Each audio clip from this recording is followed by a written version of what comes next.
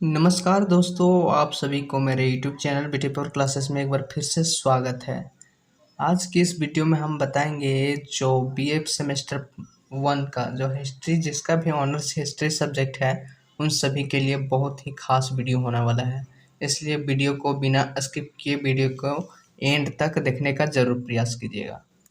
क्या है कि इस वीडियो में हम आपको बहुत ही इम्पोर्टेंट क्वेश्चन बताने वाले हैं जो कि डायरेक्ट फाइनल एग्ज़ाम के पेपर से संबंधित होने वाला है। ठीक है, अभी का जो पैटर्न है हिस्ट्री का वो काफ़ी अलग हो गया है, और जो बीए का प्रोसेस है वो भी आपका 3 साल से 4 साल बढ़ गया है। ठीक है, इसलिए जो अभी हम आपको क्वेश्चन आंसर करवाने वाले हैं उस सब को आप लोग कॉपी के कॉपी में नोट करते जाइए और अच्छे से पढ़िएगा, ध्यान से पढ़िएगा। क्या है कि जो मैं आप सभी को बताऊंगा वो डायरेक्ट रिलेटेड है, संबंधित है एग्ज़ाम पेपर से। ठीक है, इसलिए आप सभी इस क्वेश्चन को अच्छे से नोट करके ध्यान से पढ़िएगा।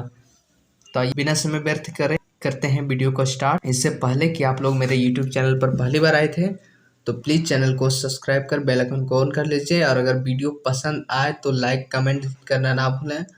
और हो सके तो जितने भी आपके दोस्त हैं, फ्रेंड्स सब हैं, और वो सब फर्स्ट सेमेस्टर में हैं और वो अभी तक कुछ भी नहीं पढ़े हैं, तो वीडियो को उनके पास शेयर कर दीजिए। वो सब देखेंगे और अच्छे से समझ पाएंगे। और एग्ज़ाम में 100% गारंटी है कि आप लोग मेरे बनाया गया हर एक वीडियो को अच्छे से देख करके एग्ज़ाम लिखने जाइएगा तो अच्छा पेपर लिख कर आइएगा आप सब। तो आइए हम बढ़ते हैं क्वेश्चन की ओर।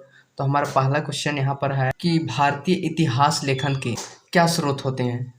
तो भारतीय इतिहास लेखन के क्या स्रोत होते हैं, बहुत ही इंपॉर्टेंट क्वेश्चन बता रहे हैं आप सभी को, इसलिए नोट करते जाइएगा। ठीक है, टोटल इस वीडियो में हम 10 क्वेश्चन करने वाले हैं। ठीक है, 10 क्वेश्चन में आप सभी क्वेश्चन को नोट कर लीजिएगा, अच्छे से पढ़िएगा। तो पहला क्वेश्चन है कि भारतीय इतिहास के लेखन के क्या स्रोत हैं। क्या स्रोत है, आइए हम आपको उत्तर बताते हैं। जो इतिहासकार बीडी है, ठीक है, महाजन द्वारा, जो इतिहास का नाम कौन सी है, इतिहासकार का वी.डी. महाजन, इसके द्वारा जो प्राचीन भारतीय इतिहास के स्रोतों को 4 प्रकारों में वर्गीकृत किया गया है। किसके द्वारा, वी.डी., जो इतिहासकार का नाम है वी.डी. महाजन, इसके द्वारा प्राचीन भारत को कितने स्रोतों में बांटा गया है, तो 4 भागों में, कितना, 4 प्रकारों में वर्गीकृत किया गया है। अब हम देखते हैं कि 4 भाग कौन कौन से हैं। ठीक है, तो आइए हम बताते हैं आपको कि साहित्यिक स्रोत हो जाता है, फिर होता है पुरातात्विक स्रोत, एक होता है विदेशी विवरण, और एक चौथा हो जाता है आपका जनजातीय गाथाएं। ठीक है, हम सभी का क्वेश्चन एक एक मतलब वीडियो बाय वीडियो करके आप सभी को देंगे, पार्ट बाय पार्ट करके। ठीक है, इसलिए वीडियो एकदम हर एक वीडियो जितना भी मैं आप लोगों के लिए अवेलेबल कराएंगे, सारा वीडियो देख लीजिएगा। कहे कि आप सभी का एग्जाम भी बहुत काफ़ी ज़्यादा नज़दीक पहुंच गया है। ठीक है, तो आप सभी को समझ में आ गया होगा कि इतिहासकार जो बीडी के अनुसार अगर बोला जाए तो प्राचीन भारतीय इतिहास के स्रोत कितने प्रकार में बांटा गया है, 4 प्रकार में वर्गीकृत किया गया है। ठीक है, कौन सा, पहला है साहित्यिक स्रोत, दूसरा है पुरातात्विक स्रोत, तीसरा है विदेशी विवरण, और चौथा है जनजातीय गाथाएं। ठीक है, तो हम बढ़ते हैं क्वेश्चन नंबर 2 की ओर। तो क्वेश्चन नंबर 2 है कि भारतीय इतिहास जानने के प्रमुख स्रोत कौन है। प्राचीन भारतीय इतिहास के अध्ययन के लिए, प्राचीन भारतीय इतिहास के अध्ययन के लिए 2 प्रकार के स्रोत उपलब्ध है। कितने प्रकार के, 2 प्रकार के स्रोत उपलब्ध हैं। अब कौन कौन सा, एक है आपके पास साहित्यिक स्रोत और दूसरा है पुरातात्विक स्रोत। कौन कौन सा है, साहित्यिक स्रोत है और एक है पुरातात्विक स्रोत। अब हम बात करते हैं ग्रंथ की, तो जो इनमें ग्रंथ है, ठीक है, तो ग्रंथों की निम्नलिखित समूह में श्रेणीबद्ध किया जा सकता है। ठीक है, जो इनके ग्रंथ है इसको निम्नलिखित समूह में श्रेणीबद्ध किया जाता है, लाइन बाय लाइन किया जा सकता है, लिख सकते हैं इसको। जैसे कि पहला में हम लिख सकते हैं दिघ, जो दिघ निकाय है ग्रंथ होता है इसका। उसके बाद है अशोकावादन, जो अशोकावादन है ये ग्रंथ है। फिर है दीपवंश और महावंश, दीपवंश और महावंश ग्रंथ। उसके बाद है दिव्यावदान, उसके बाद है आर्यमंजू श्री मूलकल्प। कौन सा, आर्यमंजू श्री मूलकल्प। उसके बाद है कि जातक ग्रंथ, एक हो, कौन सा ग्रंथ है, जातक ग्रंथ। ठीक है, तो आपको टोटल कितना ग्रंथ हो गया, 7 ग्रंथ हो गया आप सभी के बीच। ठीक है, लेकिन इसको अगर आप अलग अलग लिखिएगा, अलग नहीं लिखना है, लेकिन अलग अलग लिखिएगा तो 7 ग्रंथ हो जाएगा। ठीक है, दीपवंश अलग कीजिएगा और महावंश अलग कीजिएगा तो आपका 7 हो जाएगा, और साथ में लिखिएगा जिससे यहाँ पर लिखा हुआ है तो आपका 6 ग्रंथ हो जाएगा। ठीक है, तो आइए हम बढ़ते हैं क्वेश्चन नंबर तीसरा की ओर। तो क्वेश्चन नंबर 3 है कि भारतीय इतिहास के साहित्य स्रोत क्या है। जो भारतीय इतिहास के साहित्य स्रोत है वो आखिर क्या है, तो आइए हम बताते हैं। तो वेद ग्रंथ, क्या वेद ग्रंथ, वेद भारतीय साहित्य के प्राचीनतम और महत्वपूर्ण स्रोत माने जाते हैं। जो वेद ग्रंथ में अगर बोला जाए तो वेद भारतीय साहित्य के प्राचीनतम और महत्वपूर्ण स्रोत माना जाता है। ये 6 प्रमुख वेद हैं। कितने? 6 प्रमुख वेद हैं। अब कौन कौन सा है आइए हम बताते हैं आपको। ये जो 6 प्रमुख वेद हैं, 6 प्रमुख वेद में से आप सभी देख पा रहे हैं कि यहाँ पर सिर्फ 4 वेद लिखे गए हैं। इसके अंतर्गत है जो 2 ग्रंथ, 2 वेद पाए जाते हैं, जैसे कि यहाँ पर देख रहे हैं कि ऋग्वेद आप सभी को पता होगा। उसके बाद है कि यजुर्वेद जो आप सभी को भी पता होगा, सामवेद, अर्थवेद। ठीक है, अब यहाँ बात करें हम अगला चरण की, तो जो पुराण है, ठीक है, तो जो पुराण है उसका भारतीय साहित्य में ऐतिहासिक और धार्मिक और कल्याणकारी कथाओं का संग्रह होता है। ठीक है, जो पुराण की बात करें तो पुराण जो है कि भारतीय साहित्य में जो ऐतिहासिक धार्मिक धर्म होता है, ठीक है, तो वो जो धार्मिक और कल्याणकारी जितने भी कथा होता है, कथाएं होते हैं, तो उसका जो संग्रह किया जाता है उसमें किसमें हो जाता है, इसी में हो जाता है, पुराण में हो जाता है। ठीक है, तो महाभारत के साथ ही भगवत पुराण, रामायण, विष्णु पुराण, शिव पुराण आदि महत्वपूर्ण पुराण है।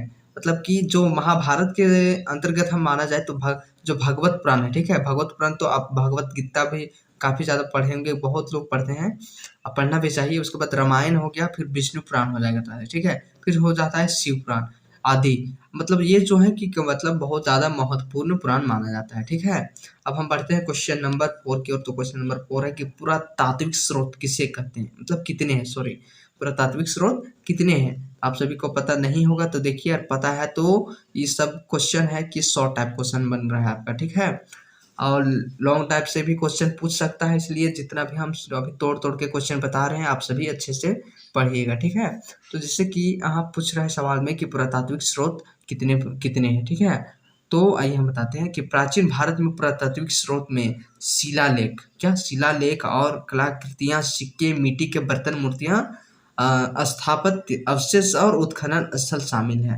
अब देखिए यहाँ पर सवाल सिर्फ इतना क्या था कि पुरातात्विक स्रोत कितने हैं, पूछ रहा के गो है। ठीक है, लेकिन अगर आप सिर्फ बोलिएगा कि मान के चलिए कि आपका नाम 2 गो है, ठीक, अब आप नाम से यहाँ पर पूछेगा कि आपका नाम के गो है, तो आप लिख दीजिएगा 2 गो। ठीक, अब ये बेहतर रहेगा कि ये 2 गो लिख के और आप पूरा लिखिएगा कि कौन सी नाम है।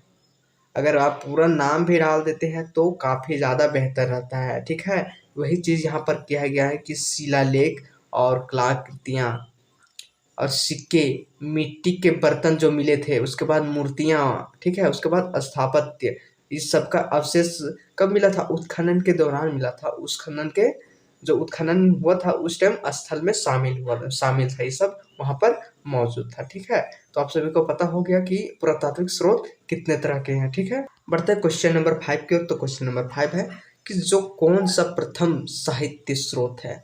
अब यहाँ सवाल पूछ रहा है कि कौन सा, आखिर कौन सा स्रोत है जो सबसे प्रथम साहित्य माना जाता है, साहित्य स्रोत माना जाता है। तो यहाँ पर बताते हैं आप सभी को, जो वैदिक साहित्य से तात्पर्य उस विपुल साहित्य से है जिसमें वेद संहिता, ब्राह्मणी ग्रंथ, आरण्यक जो आरण्यक है एवं उपनिषद शामिल है।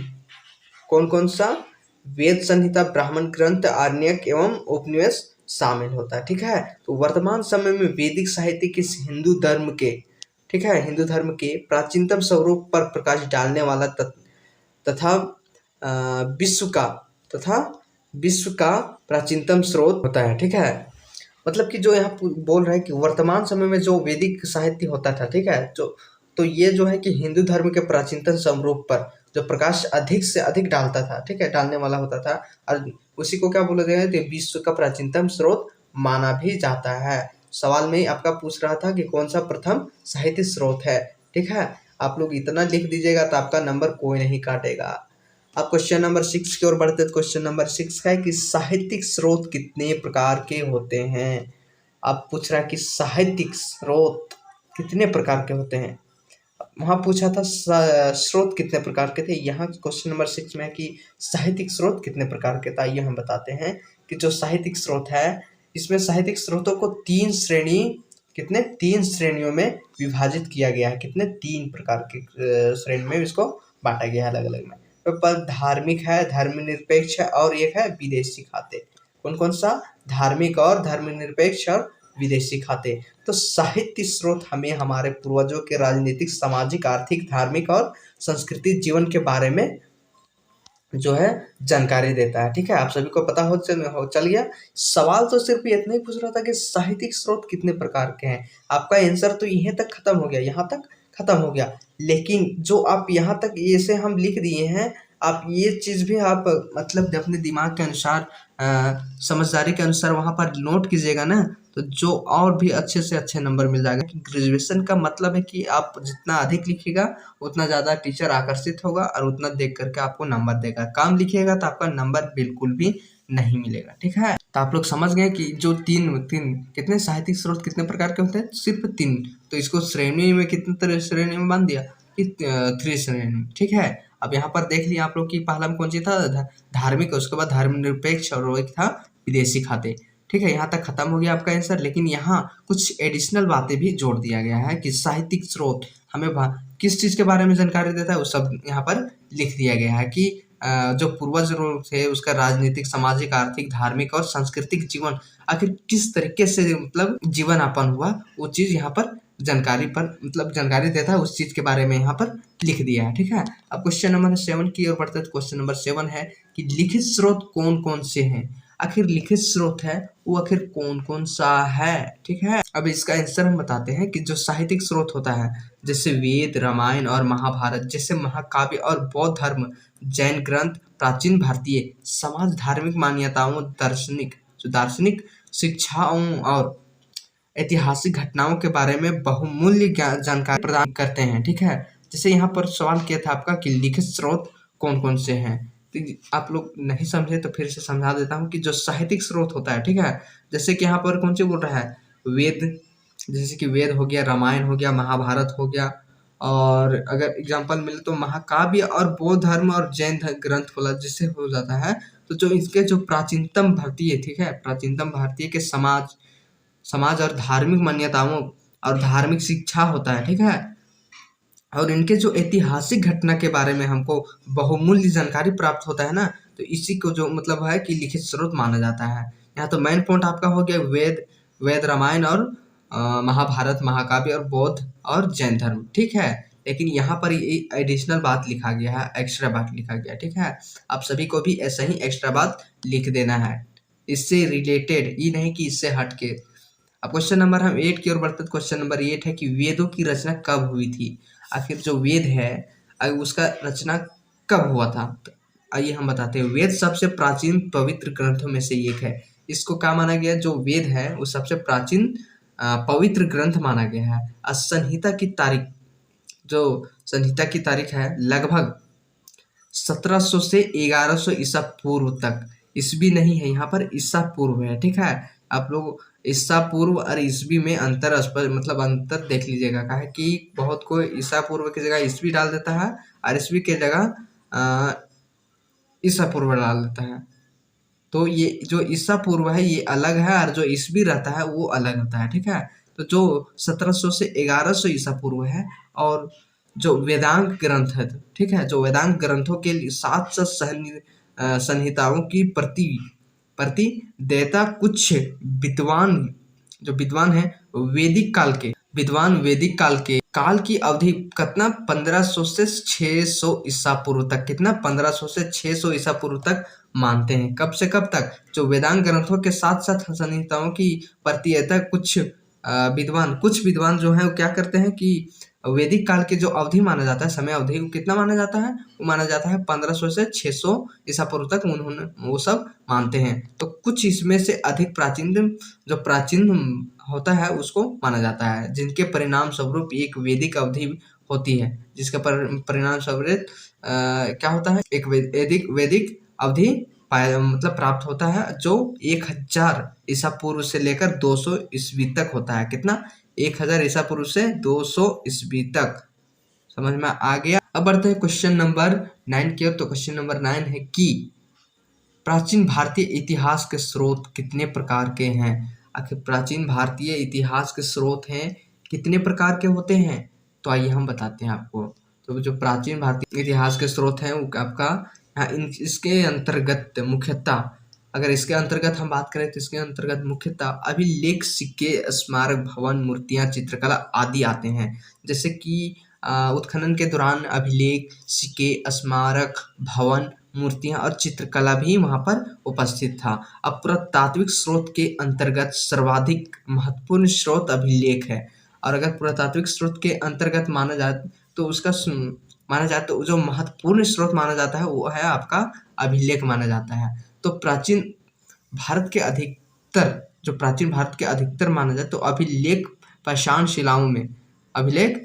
शिलाओं के स्तंभों, पत्रों, जो स्तंभ के पत्र है उसके दीवारों तथा प्रतिमाओं पर उत्कीर्ण किया होता है। तो सवाल आपका कुछ डिफरेंट कर देगा, अलग पूछ देगा, लेकिन आप लोग अच्छे से समझ लीजिए ताकि आंसर आप लोग अच्छे से लिख सकें। ठीक है, एग्जाम में अच्छे से अच्छे नंबर लेकर आइएगा, अच्छे पेपर देकर आइएगा। अगर आप लोग मेरे द्वारा बनाए गए हर एक वीडियो को अच्छे से वॉच करते हैं, देखते हैं एंड तक, तब ठीक है। अगर आप लोग मेरे यूट्यूब चैनल पर पहली बार आए थे तो चैनल को सब्सक्राइब कर लीजिए, काहे कि ये चैनल आपके लिए बहुत ही हेल्पफुल होने वाला है। इस चैनल में आने वाले हर एक वीडियो आपके लिए बहुत ज़्यादा हेल्पफुल हो। मेरे व्हाट्सएप ग्रुप का लिंक है, उसमें आप ऐड होना चाहते हैं तो व्हाट्सएप ग्रुप का लिंक वीडियो के डिस्क्रिप्शन में दे देंगे। आप लोग आइए, उसमें ज्वाइन कर लीजिए। उसमें आपको हर तरह के PDF नोट्स, अपडेटिंग और वगैरह जैसे सब, मतलब स्टडी से संबंधित सारा कुछ उसमें अपडेट किया जाता है। ठीक है, उसमें आपको बताया जाता है।